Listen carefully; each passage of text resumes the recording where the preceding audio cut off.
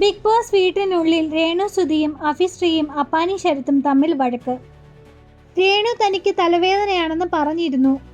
കുറച്ചു കിടന്ന ശേഷം പിന്നീട് എഴുന്നേറ്റ് എല്ലാവരോടും സംസാരിച്ചു. ഇത്ര നേരം തലവേദന ആയിരുന്നില്ലേ, ഇപ്പോൾ ഇല്ലേ എന്ന് അപ്പാനി ശരത്താണ് ആദ്യം രേണുവിനോട് ചോദിച്ചത്. അതേസമയം ആദ്യം ഇക്കാര്യം അപ്പാനി ശരത്തിനോട് ചൂണ്ടിക്കാണിച്ചത് അഭിശ്രീയാണ്.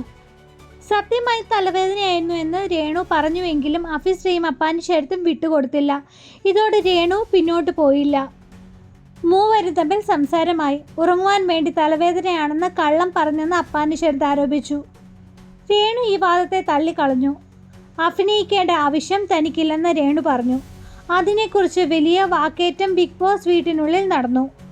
ഒരു ഘട്ടത്തിൽ അഭിശ്രീ രേണു തല്ലാൻ എന്നോണം രൂക്ഷത്തിൽ സംസാരിച്ചു. എന്നാൽ രേണു ഭയന്നില്ല. നീ വാടാ എന്ന് പറഞ്ഞ് രേണു വെല്ലുവിളിച്ചു. തല്ലാൻ വന്നതാണ് അവൻ, തല്ലട എന്ന് രേണു വീണ്ടും വീണ്ടും വെല്ലുവിളിച്ചു. ചുറ്റുമുള്ളവർ പിടിച്ചു വയ്ക്കുവാൻ ശ്രമിച്ചിട്ടും പിന്നോട്ട് പോയില്ല. ഇതോടെ ബിനി സെബാസ്റ്റ്യൻ ഉൾപ്പെടെയുള്ള മത്സരാർത്ഥികൾ രേണുവിനെതിരെ തിരിഞ്ഞു.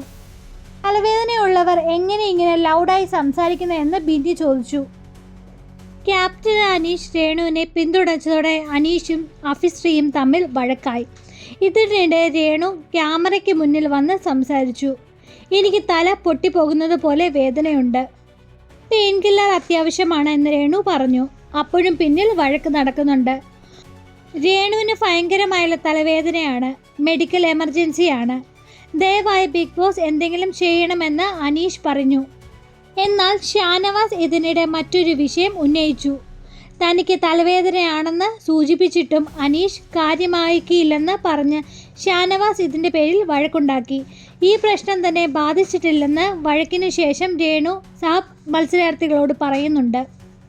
100 പേർ എന്നെ ഒറ്റപ്പെടുത്തി കളിയാക്കി ചിരിച്ചാലും അതൊന്നും എന്നെ ബാധിക്കില്ല. രേണു സുധി ഫ്ലവർ അല്ലടാ ഫയർ ആടാ എന്നാണ് രേണു പറയുന്നുണ്ട്. അഭിശ്രീയുടെ മുൻകോപം പ്രേക്ഷകർക്ക് ഇഷ്ടപ്പെട്ടിട്ടില്ല.